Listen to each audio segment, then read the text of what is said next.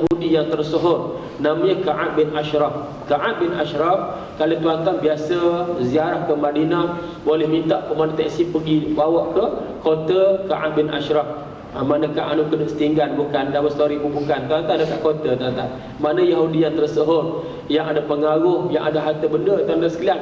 Dia menghina Nabi, menghina Nabi, menyakitkan perasaan Nabi dengan syair-syair, bahkan dalam ucapan dia yang menghina Nabi, tuan sekalian. Orang Yahudi bertepuk tangan seronok. Ini perangai jahat Yahudi sebagaimana Allah sebut dalam Al-Quran. Dan kejahatan mereka berterus salah sehingga kiamat, tuan sekalian. La tajidanna asyaddan nasi adawatan lil ladzina amanu al-yahud wal ladzina asyraku. Kamu akan mendapati manusia yang kuat permusuhannya, yang kuat kebenciannya kepada orang-orang yang beriman, al-yahud, orang-orang Yahudi dan orang-orang yang menyekutukan Allah. Tuan-tuan sekalian, Ka'ab bin Ashraf walaupun diingatkan, diberi amaran oleh sahabat-sahabat, tetap pergi, tuan-tuan. Akhirnya pada suatu malam 5 orang sahabat yang dipimpin oleh seorang sahabat yang juga pembantu Nabi dan sekalian tugas adalah unit keselamatan. Nama dia adalah Muhammad bin Musalmah, tuan-tuan. Pergi ke kota Ka'ab bin Ashraf, panggil, turun daripada kota. Dipuji dulu, tuan sekalian. Seronok dia kena lampu, kena puji. Akhirnya sahabat minta nak cium tubuh kepala dia. Nah, bau wangi sangat, dia tunduk, kena pancung, tuan sekalian. Kalau di akhir umur Nabi ada, tuan-tuan, penghina Nabi namanya Musailamatul Kazzab. Musailamah pembohong, pendusta, penipu yang berada di Yamamah. Bukan sekadar hina Nabi, tuan-tuan, dia juga telah mereka cipta, mereka yasar sebuah surah palsu Al-Quran. Bahkan dia, tuan-tuan, mengaku sebagai Rasul yang diutuskan. Maka tuan-tuan sekalian, Nabi wafat 12 Rabiul Awal tahun 11 Hijrah. Bagaimana kalau ganti pemerintahan di atas pundak Sayyidina Abu Bakar bin Abdullah, Sayyidina Abu Bakar bin Amr bin Abi Quhafah. Akhirnya Sayyidina Abu Bakar utuskan tentera Islam di bawah panglimanya Khalid Al-Walid. Tengok apa jadi pada penghina Nabi, tuan-tuan. Akhirnya dibunuh oleh seorang sahabat yang bernama Wahsy bin Harb bin Umayyah. Kalau kita lihat, kita sorok balik zaman Nabi, zaman sahabat-sahabat kanan, semua tindakan tegas diambil kepada penghina Nabi, tuan-tuan sekalian. Ini latar perbincangan kita hari tentang penghinaan tak Nabi dan sikap kita beriman mestilah menyayangi Nabi sallallahu alaihi wasallam. Kita bawakan 2 orang, ingat tuan-tuan, seorang tokoh daripada filem dan drama, tuan-tuan sekalian. Tuan-tuan sekalian, banyak mengarahkan drama, juga menerbitkan filem, tuan-tuan sekalian. Ada Adam Hamid, berasal daripada Kelantan, kacukan Pakistan dengan Cina, tuan-tuan. Tak dapat muka Melayu, tuan-tuan. InsyaAllah seorang genius dalam filem dan drama, tuan sekalian. Sehingga banyak sangat drama dia arahkan. Sekarang sedang bersiap dengan beberapa siri drama-drama Islami, tuan-tuan, tentang drama-drama yang akan dilibatkan pelakon-pelakon, aktivis dakwah dan juga para selebriti yang berhijrah, tuan sekalian, yang akan menerangkan tentang hukum-hukum Allah, tentang keadaan Islam, tuan-tuan. Sambungan kepada Oleh 1 dan Oleh 2, tuan-tuan sekalian. Ingat minggu depan ada syuting. Kalau Oleh 1, tuan-tuan sekalian, oleh tamu yang ada artis yang berlakon dan sebelah kita ni, Ustaz Ni Abdul rasa cecah. Saya rasa dekat 500,000 lah, tuan-tuan sekalian. Itu bukan panggung YouTube, tuan-tuan sekalian. Ini zaman media baru, tuan sekalian. Boleh dijawab, apa saja boleh dijawab melalui media baru, termasuk buat filem, video klip dan sebagainya. Baik muslimin dan muslimat, baik, soalan saya kepada penggerak industri filem saudara Adam Hamid, bagaimanakah disebut filem ni boleh jadi sebagai medium kepada dakwah, sebagaimana filem juga digunakan oleh Yahudi untuk menghina Islam, untuk mereka menentang agama kita. Dipersilakan. Bismillahirrahmanirrahim. Alhamdulillahirabbil alamin. Assalamualaikum warahmatullahi taala wabarakatuh. Okey. Sekejap Ustaz, saya berhayal tadi sebentar. Soalan Ustaz sekali lagi. Bagaimana kena sebut filem sebagai satu medium untuk dakwah, boleh gunakan sebagai alat dakwah dalam keadaan hari ini Yahudi gunakan filem, contohnya Nasab Muslim, untuk menghina Nabi, bahkan filem-filem yang menghina Islam yang dikeluarkan oleh Hollywood. Baik. Terima kasih, minta maaf saya lagi. Okey, sebelum itu saya nak kenalkan diri saya. Saya Adam Hamid. Okey. Pelibatan saya dalam bidang seni ini mungkin ramai yang tidak kenal sebab saya kebanyakannya bekerja 90% di belakang tabir. Bermula sejak tahun 1991 dan sehinggalah sekarang dah 21 tahun. Jadi saya banyak mengarahkan drama-drama TV, dah lebih pada 100 drama lebih. untuk RTM, TV3, Astro juga, dan saya pernah menerbitkan 2 buah filem, Bujang Senang arahan Profesor Madya, dan juga Cinta Terakhir yang Zizanin menang sebagai pelakon harapan, tapi filem tu masih belum ditayangkan lagi, ada sedikit masalah dalaman. Itulah. Okey, sebelum saya nak menjawab soalan Ustaz tadi, dalam industri kami, kenapa, kalau lihat tadi contohnya, kenapa filem saya itu masih belum ditayangkan? Kerana kebanyakan orang yang ada dalam industri ini sekarang adalah mereka yang tidak faham tentang industri. Mereka kebanyakan yang ada sekarang ni, yang muncul ramai sangat sekarang ni, kalau kita tengok filem-filem kita pun, lambatan filem kita ni semua kerana mereka terarah kepada untuk mencari populariti, glamour dan juga bisnes. Jadi bila benda-benda ini berlaku, ia akan merosakkan industri itu sendiri. Dan kita lihat pun sekarang ini mereka buat filem kerana duit. Matlamat mereka hanya keuntungan. Sebab kalau kita lihat pada tahun lepas dan pada awal tahun ini, penjualan filem agak memberansangkan, kutipan semua tercah jutaan ringgit.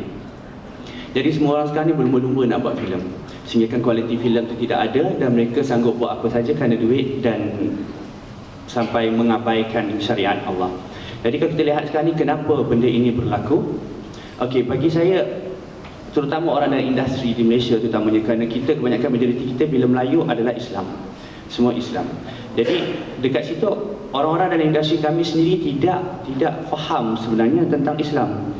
Kalau kita lihat filem-filem kita, kenapa Yahudi ataupun Amerika Syarikat mengambil kesempatan terhadap orang Islam, terhadap filem-filem mereka menggunakan genre seperti filem-filem ini untuk menyampaikan dakwah mereka yang sesat itu kan. Jadi kerana kita sendiri orang Islam tidak bersatu. Kalau kita lihat sendiri, orang Islam kita dalam industri ini terutama juga tidak pernah mengangkatkan martabat Islam kedudukan yang tertinggi. Kita buat filem kita, kalau kita lihat filem kita, contoh saya boleh bagikan sedikit filem yang terbaru, KL Gangster atau apa, adakah itu mencerminkan budaya orang Islam? Kalau kita mute siaran itu, filem itu tadi, kita tak dengar suara, kita lihat, kita tonton, kita tak tahu pun itu adalah filem yang dibuat oleh orang Islam. Kita lihat benda itu hampir sama dengan filem-filem Hollywood apa semua. Jadi di mana matlamat sebenarnya dalam industri ini? Dulu saya sendiri pun tidak terpandang benda ini kerana kejahilan, hidup dalam dunia jahiliah. Orang kata ingin hanya tahu nak cari duit, lupa pula yang kita perlukan keberkatan. Dan sekarang ni saya terpanggil sebab saya dalam industri dulu pun saya selalunya tak suka duduk dalam persatuan industri sebab banyak sangat orang kata politik dia, maksud tadi politik dalam persatuan tu lah kan, banyak sangat itu ini yang itu begini, yang ini begini, orang katakan ada juga yang tunduk-tunduk ikut telunjuk apa semua pun macam-macam. Jadi saya tengok kat situ tidak ada hala tuju pun, masing-masing hanya menggunakan, sebab mereka lebih menggunakan menghalalkan sesuatu benda itu atas nama seni. Berbalik pada tadi, jadi saya mengharapkan dalam industri kita hari ini, di Malaysia terutamanya, umat Islam tadi, pembuat filem Islam tadi perlu melakukan satu perubahan. Perlu, macam kata Finas, filem kita wajah kita. Jadi saya tidak nampak wajah kita di situ. Kita nampak wajah luar, kita nampak wajah Hollywood apa semua kan. Jadi benda-benda yang berlaku ini adalah kerana orang kata kerana kita sendiri, kesilapan kita sendiri. Kita tidak pernah mengangkat Islam kedudukan yang tertinggi dalam filem-filem. Kita lebih suka guna idea-idea orang luar apa semua. Saya rasa kalau orang Islam buat filem, contoh di Malaysia sendiri, kita lihat kenapa bangsa asing kadang-kadang tidak memandang kita pun tinggi, sebab kita lihat saja filem kita tidak pernah menampakkan Islam dalam tu. Kita lebih mementingkan keuntungan. Jadi di sini kita diambil kesempatan untuk orang memperlekehkan kita. Pernah seorang sahabat saya, sebab saya juga banyak saudara mara saya masih beragama Buddha apa semua kan, dia orang macam di Kelantan mereka memahami Islam. Pernah ada juga sahabat saya seorang di Kelantan beragama Buddha, dia tanya kita, macam mana you nak angkat you punya agama? Dia tanya, tengok you buat filem ni tak pernah tunjuk itu Islam. Masa dia tengok drama saya kan, dia kata you nak angkat macam mana? Kata, kan? Jadi kita tengok kat situ, industri filem ataupun industri drama terutamanya juga adalah satu medium dakwah yang paling penting bagi saya untuk menarik orang untuk minat kepada Islam. Dan contohnya tentang dari segi suku berpakaian, okey, dengan perempuan yang tidak bertutup aurat, berpegang-pegangan tangan apa semua, sedangkan kita tahu benda itu tidak boleh. Dalam Islam tidak boleh. Jadi benda itu banyak berlaku dalam industri kita. Nak mengubah sesuatu ni yang kata bukannya mudah. Bukannya mudah, agak orang kata benda ini perlu ada satu ketua lah untuk meletakkan orang kata garis panduan apa yang perlu kita lakukan dalam industri ini. Kalau harapkan kami aja untuk melakukannya, mengubah memang payah. Terbaru saya akan mengarahkan satu drama untuk RTM. Saya pun terfikir juga sekarang ni nak buat atau tidak. Kalau tak buat kan tak berduit. Jadi ceritanya memang lari daripada konsep Islam lah. Hidup tentang dia macam like suspense thriller apa semua sikit semua, tapi cara skrip tu semua, kalau saya dah bercakap dengan producer, saya nak buat kalau lebih bentuk Islamic boleh tak? Benda itu tidak disetujui oleh producer, bukan kerana producer saja tidak bersetuju, tetapi pihak stesen TV tidak bersetuju. Itu masalah kami. Masalah orang seperti saya yang baru hendak berjinak-jinak dengan Islam untuk berdakwah melalui drama tertekan. Jadi orang kita sendiri yang menekan. Stesen TV kita siapa? Semua dalam tu. Semua orang Islam. Jadi kalau dari situ kita lihat, okey, bagaimana kita nak mengangkat martabat Islam itu. Di sinilah berlakunya kita dipandang rendah oleh orang-orang luar seperti Yahudi dan Amerika Syarikat di sana. Kerana mereka buat filem, mereka ada satu lesen khas digunakan kat situ. Okey, bebas bersuara. Dari segi untuk kebebasan bersuara, mereka boleh gunakan melalui filem atau apa saja, media apa semua, untuk kutuk orang tu, kutuk orang ni, hina orang tu, hina agama ni apa semua, sebab tidak ada sekatan. Kalau kita lihat pengarah itu dah ditangkap kan, tapi di atas kesalahan apa? Guna kalau tak silap saya dari segi penyalahgunaan kewangan atau benda something macam tu kan. Tapi bukan atas kerana membuat filem itu. Jadi saya amat mengharap kat sini, seperti kita ada badan-badan pertubuhan Islam, OIC apa semua kan. Dari sini kita lihat mereka juga tidak mainkan peranan bagi saya untuk menyekat Amerika Syarikat semua untuk beritahu yang kita tidak boleh buat filem-filem begini apa semua ni kan, tapi tidak ada siapa lakukan satu itu. Jadi sampai bila pun kita akan dipandang rendah oleh mereka. Dari dalam industri saya, dari industri kita terutamanya di Malaysia, benda ni harus kita lakukan satu perubahan. Okey, kalau kita mengangkatkan martabat Islam tinggi dalam drama ataupun dalam filem, InsyaAllah orang luar pula akan pandang kita tinggi, sebab kita punya filem kita, wajah kita itu wajah Islam kita di dalam itu, bukan wajah bangsa. Sebab kalau kita 1 minit lagi sekejap. Okey, berkenaan dengan wajah kita tadi, wajah Islam tadi maksud saya.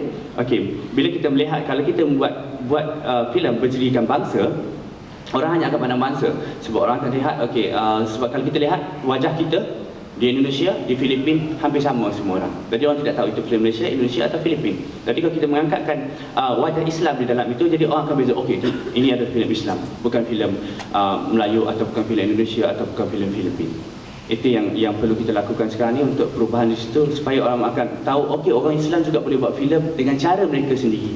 Contoh terbaik adalah Iran.